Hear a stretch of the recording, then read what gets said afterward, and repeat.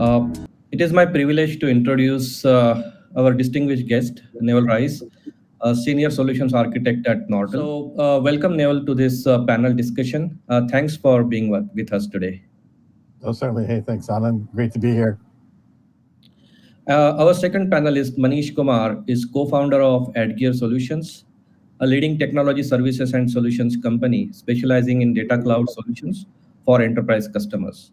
Welcome, Manish, to this panel conversation, and thank you for being with us today. Thank you, Anand. And once again, everyone, welcome to this webinar on domain-driven Snowflake consumption governance with CostNomics. So today we have a privilege of hosting an insightful conversation between Newel and Manish, who will delve deep into Snowflake consumption governance and explore the remarkable product developed by Atgeir Solutions, known as CostNomics. As organizations increasingly rely on Snowflake, a leading cloud data platform, to harness the power of their data, the need for effective consumption governance becomes paramount. Managing costs, optimizing resources, and ensuring data usage aligns with business objectives are crucial aspects of any enterprise leveraging Snowflake. Atgeir Solutions has developed a product called CostNomics. This is a consumption governance platform specifically designed for Snowflake.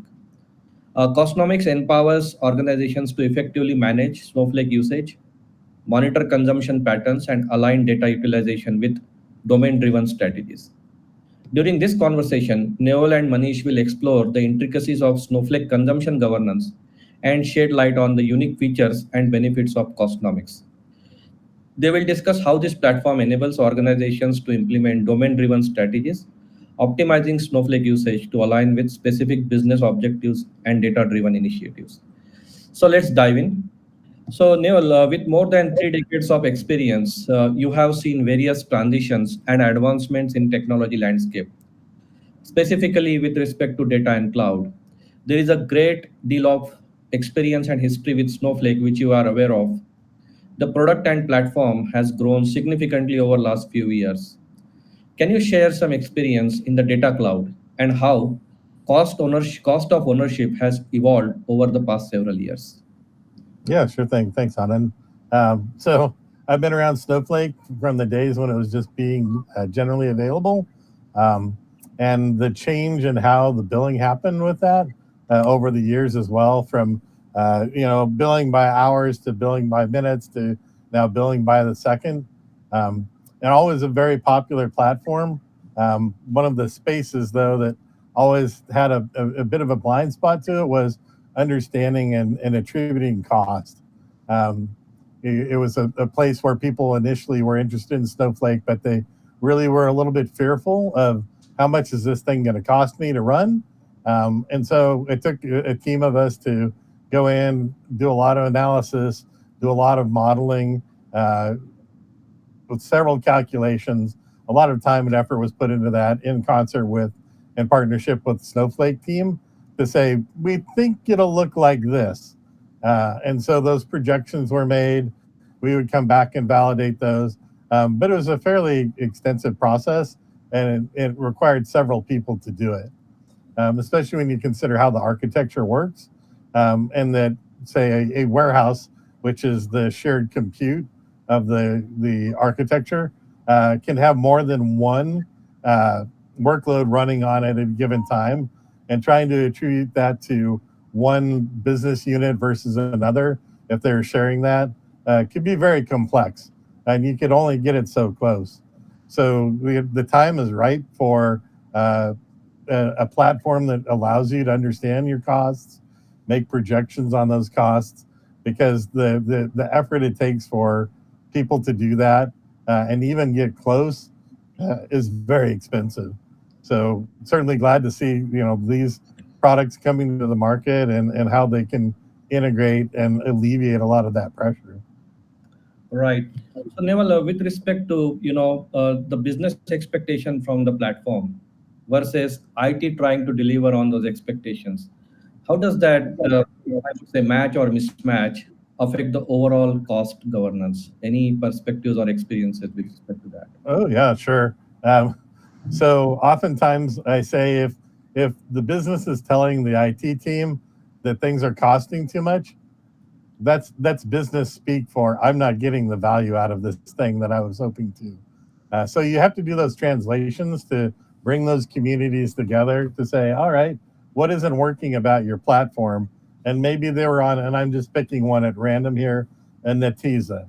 And Netiza was being, very expensive platform, and they were looking to migrate, and they wanted to understand in this new environment, am I going to get something even better than what I had before at a lower cost? And so that's where you really start bringing those communities together.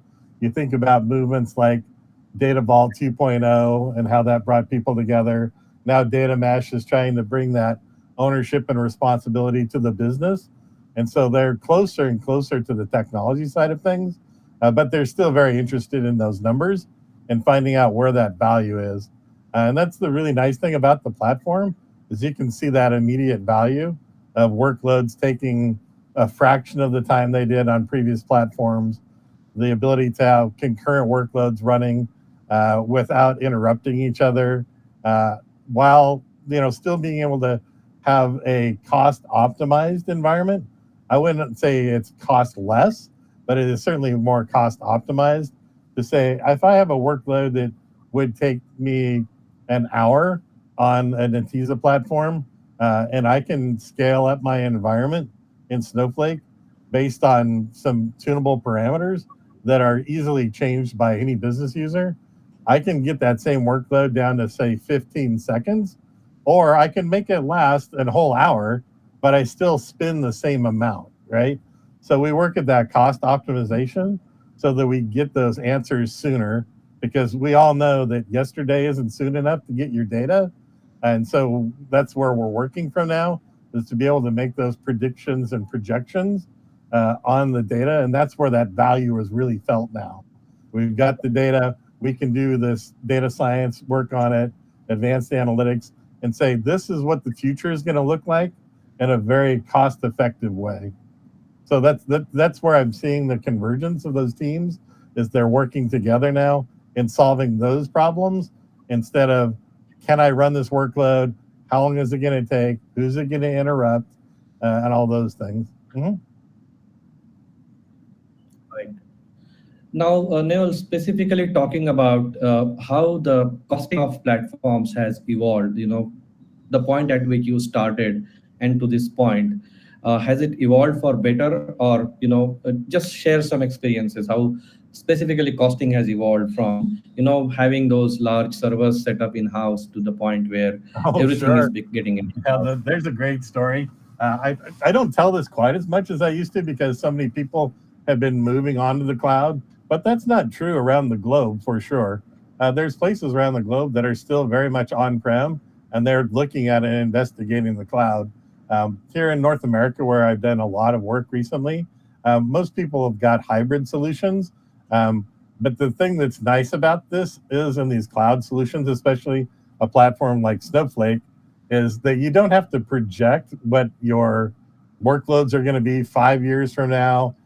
Go order some hardware, wait for it to show up, get it on the dock, rack and stack it, test it out, make sure everything works, realize that 4 network cables didn't show up and now you're behind. With Snowflake, when you want it, it's immediately available to you. You could go out right now and get yourself a Snowflake account and start running in a matter of minutes, right? So all of that infrastructure build is gone. The management and maintenance of all of that hardware, gone. Snowflake takes care of that for you. Uh, Downtime for things like upgrades, gone. You get rolling upgrades in this environment. Multi-region locations, so that you're redundant in your data centers, gone, because you can have multiple locations across clouds in Snowflake is just part of the platform. And the other nice piece about this too is it's not just that you have these accounts that are distributed around to different clouds, but there's a concept of an organization where you can manage multiple environments and have them working together and have one place that is essentially rolling up the very coarse grained data, right, for what's going on. but it doesn't give you what people really want, which is that fine grained data of what are my costs for non-production versus production, this department versus that department, as well as, and this is a key piece, when you do data acquisition, you look at that and you say, that's a huge cost. We can actually eliminate that in many respects because we can access raw data where it sits in the cloud. Now you combine that with something like an M&A, which is very popular right now to do a merger and acquisition. And you can say, oh, I can start using this data of a company that I've just acquired immediately and have that access to that data across the organization to just accelerate that whole process. So all of these factors come into play when we start using these kinds of platforms and that ability to connect. You put on top of that the sharing capability of Snowflake and data clean rooms, accelerating business in that respect. And it just keeps saying, this is yet another good idea and another good idea that just propels business.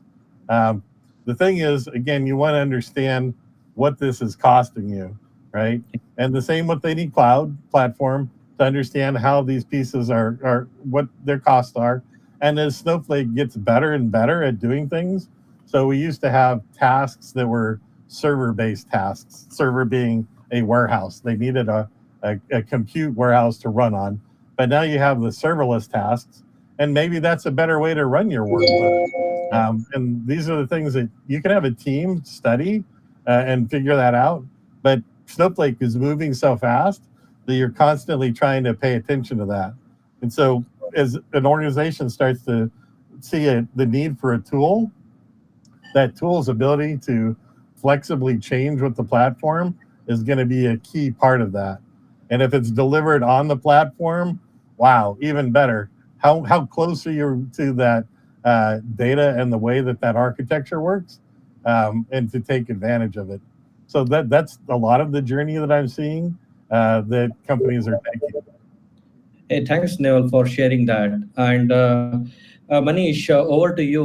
With respect to this perspective of how the cost has evolved, you know, uh, what was your motivation to start thinking about CostNomics as a platform, and specifically when it came to domain-driven architecture for the platform? What were some of those motivations? Right. So I totally agree with Neville's point of view of the way things have evolved over the period of time, and it has come with an ease for a developer. So you can run complex workflows with an ease. You can run a lot of solve a lot of complex business values projects with ease of I would say features of Snowflake development platform. But with that ease, there is always a cost involved, and that is where, as a developer or as the admin guy, we focus on a lot of other features which are pretty cool about Snowflake. But what we forget, there is a cost behind everything. And Snowflake has given you checks and balances of how to control your cost, but you have to do it. And that is where the problem is to understand those checks and balances and where to put those checks and balances. I think when I was doing a lot of Snowflake development, this is what was missing. I mean, I was able to use those cool features. I was able to do a lot of development and was able to deliver complex scenarios in pretty good amount of time and creating business value also. But the cost factor has to be taken care of, and the checks and balances, which is not going to affect your ROIs, has to be implemented. And that is where my thought is that why not build something for Snowflake itself, which is going to help you with your ROIs. So, how much are you spending? Where you can spend less?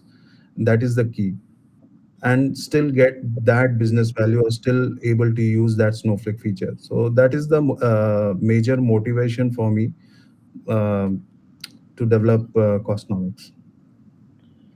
Thanks, Manish. And then the specifically talking about the domain-driven architecture of the platform. So, of course, Newell, you can also share perspective. The way business works, there were different domains, different units. They are going to consume the credits, right? So, how does this align to cost? And then how does organizationally we create some governance framework with a domain-driven strategy? So, Manish, you can share some ideas, and Newell, of course, you can add on to it. Right. So one of the major even when we were developing for other technology products also, or for Snowflake also, when you are dealing with business verticals or different business domains, one of the important things that they keep on asking is that how much cost my vertical is incurring, how much cost the other vertical is incurring, or I am the head of the org, and I want to do kind of chargeback or attribute cost across my different vertical, and I'm using Snowflake. How can I do that? And that is the key here. Now, uh, when we were developing CostNomics, that is one of the concerns that we had in mind, is how do you attribute cost across domains. Now Snowflake has given you features of creating tags, but within that tag the hierarchy has to be maintained. Okay, I have started with a domain called sales. Now I'm using informatica and I'm using dbt. How much my informatica is incurring, how much my dbt is incurring. So those kind of things needs to be taken care of. So those are the questions that every people is asking. Oh, okay, my DBT jobs are taking too much of or incurring too much of cost. I may need to optimize it in a way that is good with the cost. Now, Costnomics is able to answer that for you. Okay, this is where the problem is. This is where you need to focus.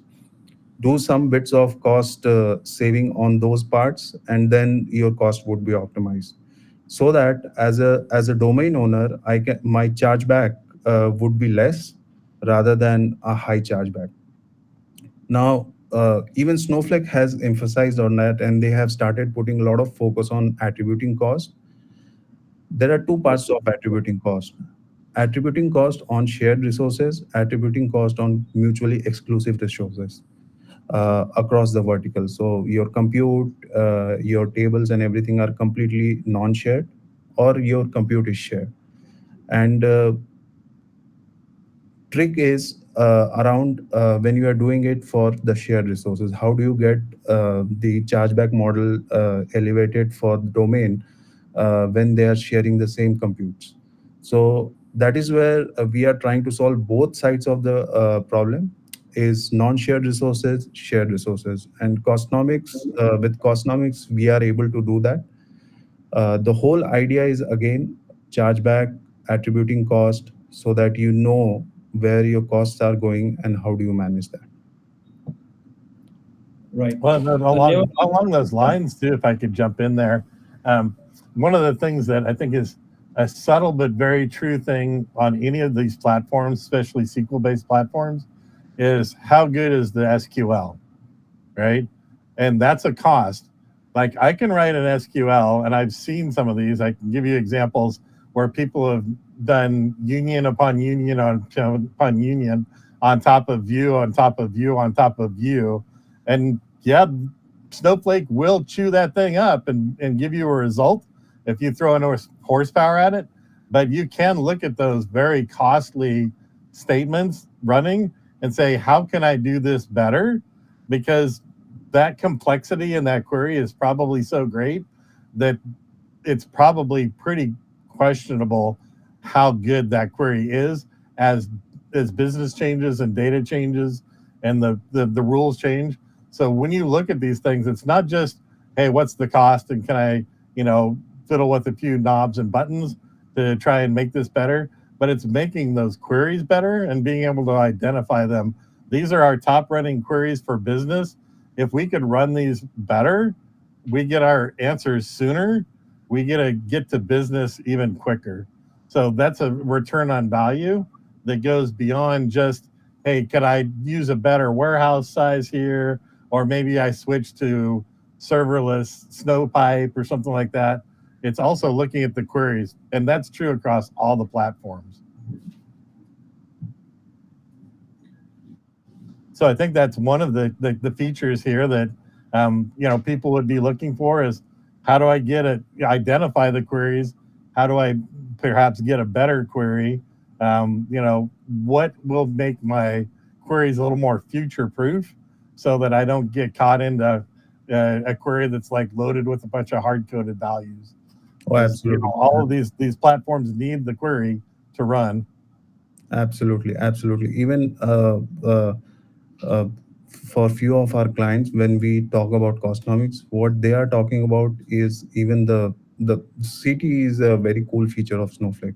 And what happens with CT is that if you end up using same CT multiple times, it will end up using the different cost. Like the same cost is going to reoccur. So it's a very simple thing, but when you are dealing with CT and the query becomes so long that you sometimes developer due to the human nature of us forgets about that the same kind of CT or more or less similar CT is being used earlier. And what happens is that if you repeat, say, even 80% or 90% similar CTEs, it is going to incur you double cost. So if you could have just used one extra column over there, the cost would have been less instead of using the whole complete new CTE. So definitely with this query structures and all, the cost is going to be there. And with that, uh, if you are able to like just put a focus on there, you may be able to save a lot of cost. Mhm. Well, and So Newell, accelerate business at the same time, right? Which that's what we all are trying to accomplish. Um, is certainly get the most value out of what we spent, and to hit a business objective. Sorry, Anand, I might have interrupted you there. no, I was trying to say the same thing. With respect to your experience with having very complex implementations surrounding not only SQL but general data platform. Uh, when we solve that, when we give visibility to the business or technical teams with Costnomics, how that is happening, the specifics, what type of queries, what is the frequency, and so on. Is there an opportunity for us to go further than just saving the cost? Is there a play here? What we are doing, trying to do with Costnomics to further the business benefit. Of Oh, course, everything leads certainly. to cost, but are there any further plays here? Yeah, one in particular that I absolutely love, and this is what I brought up all along with Snowflake, and in the promise of there's less and less administrative things you have to do in Snowflake to have your very expensive resources focus on something else. So instead of them focusing on backups and patches and all these things, then they start shifting towards, hey, how can I help my business users write a better query, right? And you could go through and you could start analyzing the profiles and working side by side with that business user. But wouldn't it be great if there was a tool that is actually an advisor that is advising that business user as well, so that that very expensive resource that you have that is working in this platform now can do other things, right? They can certainly help out and say, "Yep, that looks like a great query that the recommendation was to write it this way. Let's run and test it." But now they can do things like onboarding new data, making better data models, right? They can focus on architecture instead of administration, right? So if you think of the old term DBA, what is the A for administrator or architect, right? And it's a debate that's been there for years. I push towards now that you're being more of an architect. You're designing better systems, better models, using things like semi-structured data to its greatest advantage, using unstructured data in the platform now to its greatest advantage. Can we do analytics on unstructured data using external functions and building that architecture out? See where that payoff is? It's huge, right? Those people that could do these things get to do these things at their highest possible capability instead of coming back and saying, hey, I'm changing the backup tape, right? You don't change the backup tape in Snowflake, but I think you get where I'm going. That sort of routine, work that is low value. It needs to be done. It's necessary, but it isn't getting the same value as going out, finding new data, putting it into a categorization or a classification model, being able to take that data and saying, hey, this is our future. These are the products we need to inform our supply chain about because this is what's coming next quarter. Wouldn't that be a better place to be? I would think so. Certainly, yeah. So, Manish, at this point, do you want to walk us through how you are basically creating these domain boundaries or utilizing the Snowflake tags within Costnomics, maybe at a thought process level or a short clip, what you want to show us? Yeah, sure. So first, I'll talk about the thought behind it, and then probably a 1 minute or 2 minute preview of how it looks like, because I think the discussions are more interesting than just looking into the things, I would say. With the thought, as I said, is again attributing cost and with the shared and the non-shared resources. And Snowflake has enabled you for that. So Snowflake has given you creating tags. Snowflake has given you creating query tags, and you can always have your workloads defined. You can always have your tags associated with the database objects, and then you can have the workloads defined around the query tags, and then you can get the cost done for those. And that is where the key is. And most important part is that looking into the tag hierarchy, by of course there is no physical kind of hierarchy like some kind of relationship established within the Snowflake, but you can always have a logical, say, I would say, hierarchy developed with the Snowflake tags. Is like one compute can be associated with multiple Snowflake tags, and then within that you can always have a query tag also associated with that particular user or user roles. So for example, I would say, think about this. You have a sales domain, and within that sales domain you have two types of ETL tools. One is Informatica, the other could be for transformation you are using DBT. Now, with you want to see, for my particular type of compute, how much of that is being associated with sales domain and with DBT. So what I'm going to do is that I'm going to associate my DBT tag, I would say ETL tag and value as DBT with the same compute, and I would also associate my domain tag and value sales with the same compute. Now, once you do that, Costnomics is going to give you multiple tag filter features. Based on that, the cost gets calculated and is shown to you on the UI, so that you know how my cost structure, or I would say the cost is divided across the tools or across the, uh, I would say, users or user roles. Now, I would quickly show how that works over here.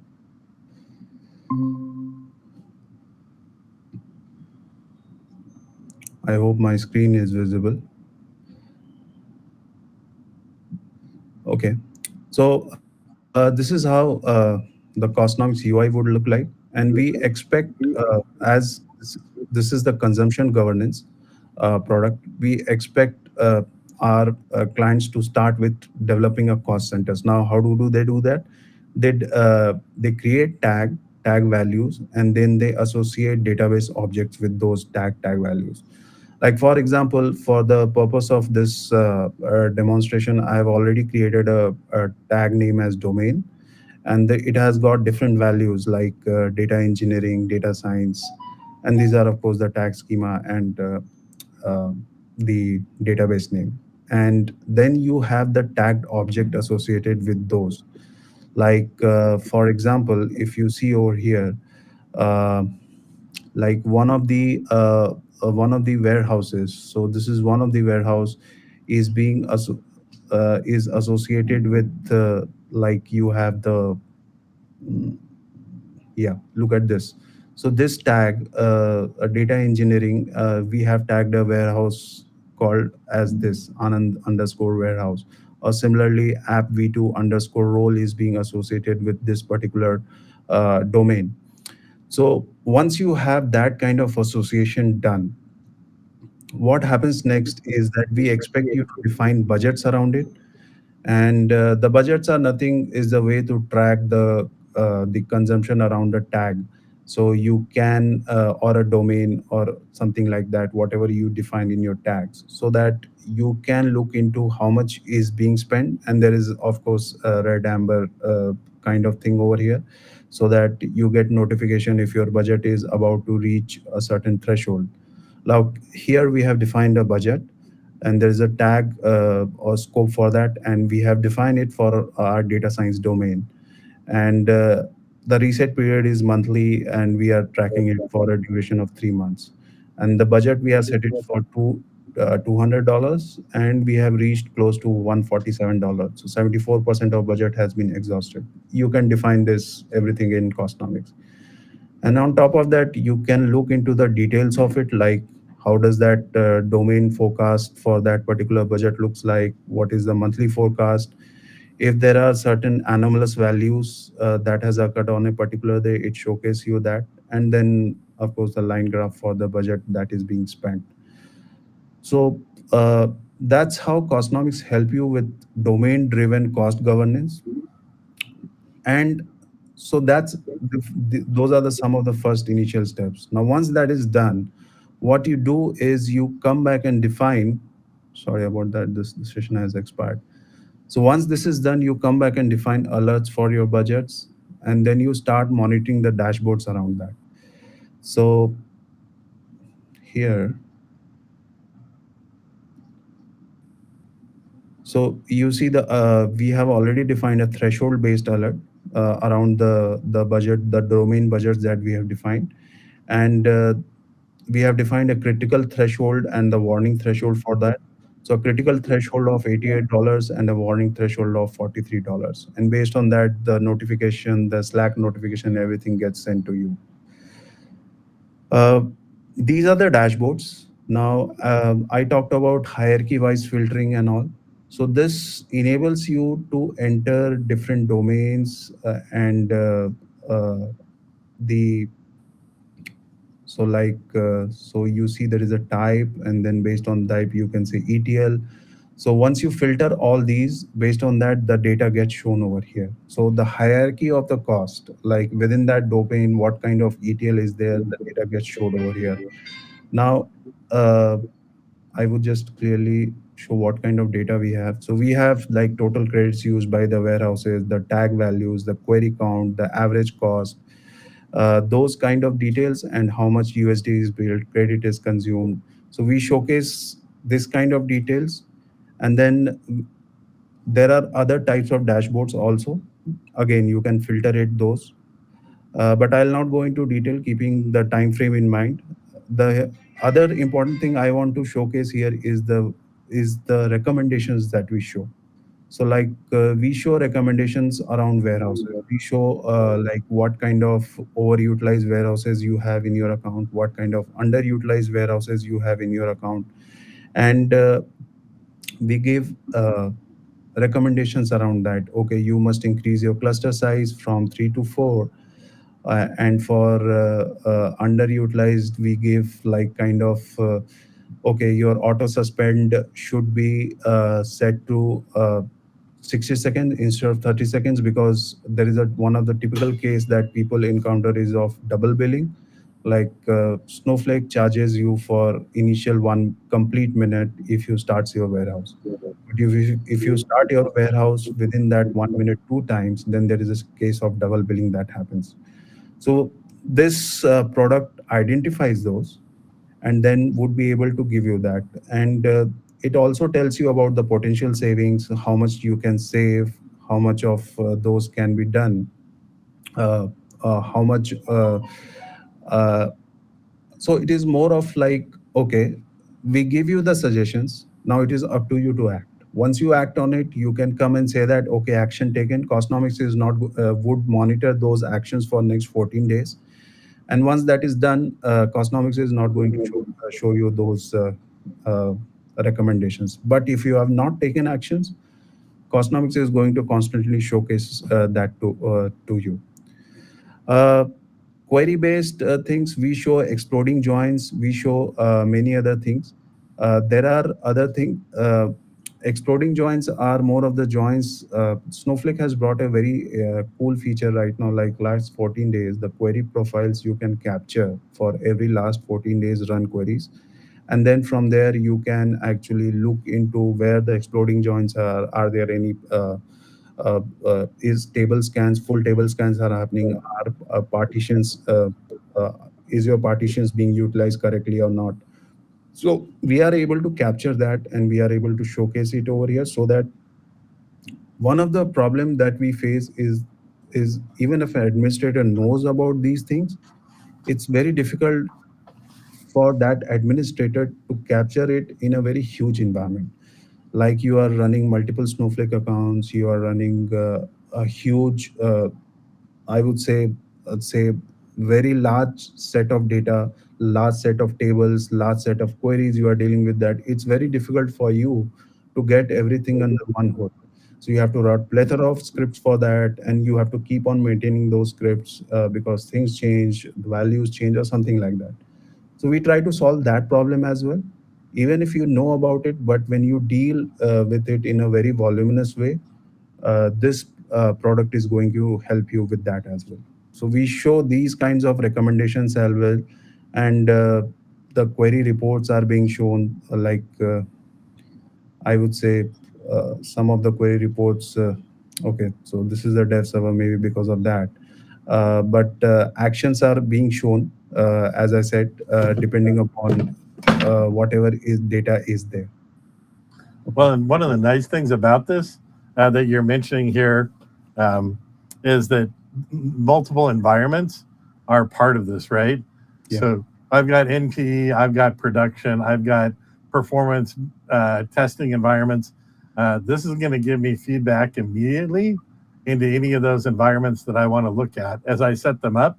Let's say I've got business units and I've already got 10,000 databases in there in NPE, and people are trying out new use cases.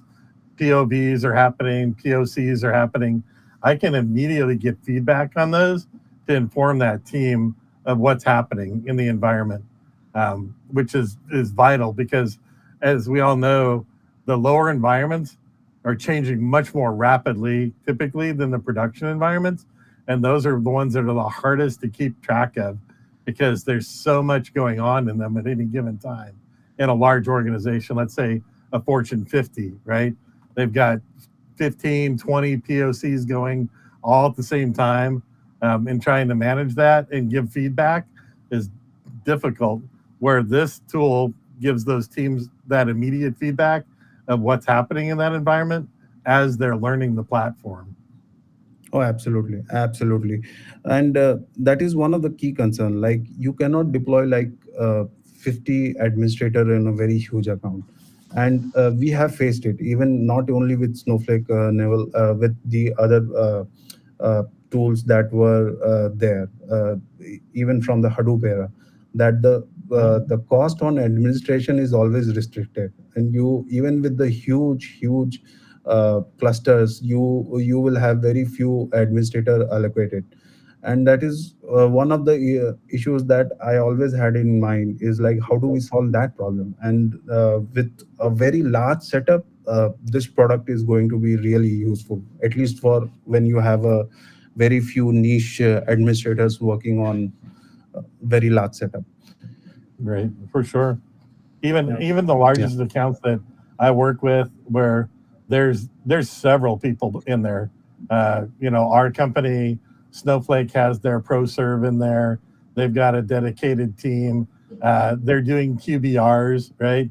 So we're getting quarterly business reports from Snowflake, but that's still weeks and months late compared to this, right? I say late, but it's as timely as they can get them out there. But this information is right at your fingertips for everyone to act on, and just levels that playing field out for people to understand the environment immediately without it getting trickled down through report after dashboard. It's just here, super convenient. Right.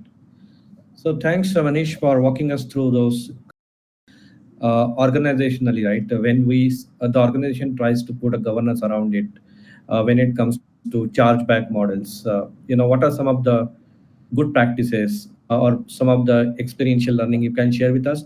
And yeah, part of that conversation, you can share some of the possible enhancements you would like to see to what you have seen on CostNomics. Oh, sure. No, fabulous tool. In terms of chargeback, I'd see a lot of organizations as they adopt new platforms, they will go in with a particular amount of budget. Like, let's say we're talking Fortune 50s, and they say, okay, this first year we've got X number of dollars. We're going to let people use the environment, get used to it. We aren't going to do chargeback yet, but when we transition you to production workloads, now you're going to incur a chargeback because those organizations are changing, right? They don't have the budgets centralized as much anymore. As we look at data mesh, especially, and we start to push out that ownership and the responsibility of the data to the business units, along comes with that the budget and that responsibility and that awareness. So chargeback is definitely going to be very interesting to them because now they have that accountability to the data they're producing and consuming that was normally obfuscated in a central budget, right? This thing is the technology budget. No, this is now the business budget that is coming along with this, and them understanding their costs and saying, we can do this better, we can get better value out of this, and the feedback that it's there that they have at their fingertips, like I was mentioning earlier. They don't have to wait for somebody to calculate that, make a projection or an estimate. This is the actual environment running to say, hey, this is what it looks like. At the end of the month, your bill should look roughly like this. So that empowers a lot of people to do things. Again, getting the technology people working on advanced things and letting the business units now use their business tool to their greatest advantage and to understand it to the depth that they need, right? That's a huge thing. In terms of features, I can always go on with features, but there's certain things that I always like about hierarchical tags, right? The ability to have multiple domains to a particular resource, being able to split it, a couple of things to say, all right, this environment is split within my business org between two sub-organizations, and they have to have attribution to them. And certainly we can come back and review that, but I could see those things coming for sure, right? The other one is, the use of mobile devices and things like that, and how this could have its mobile capability to it. There would be a much smaller subset of things to just let people be aware of what's going on in that environment, to keep tabs on it. Those are some things that come to mind. But again, I think the window of decision making here is roughly between an hour and a week, right? You want to have that information, what's happening in the environment. I want to make some changes, but also getting that feedback within that same day of, oh yeah, these workloads that I just piled on, they look very expensive in production, and they didn't model that way in dev, right? So somewhere along the lines, we have to account for that and make some of those changes. And then comparing the configurations across those environments to make sure that they're in an alignment as well. I think those are always interesting things to say, hey, did we prepare production? And is it performing as we had built it out in development in those things? That's what comes to mind for sure. But definitely like the look and feel of this and looking to see, even more about it. And hopefully even helping people spin it up. Wonderful. Yeah. Hey, thanks, Newel, for all this experience, sharing the experiential learning with us. sharing the perspective and your time this evening with us. Thanks, Manish, for sharing the perspective, your vision with the product, also walking us through those screens. Thank you very much. We'll come again with our next webinar on the topic and some more additional features eventually. Thank you.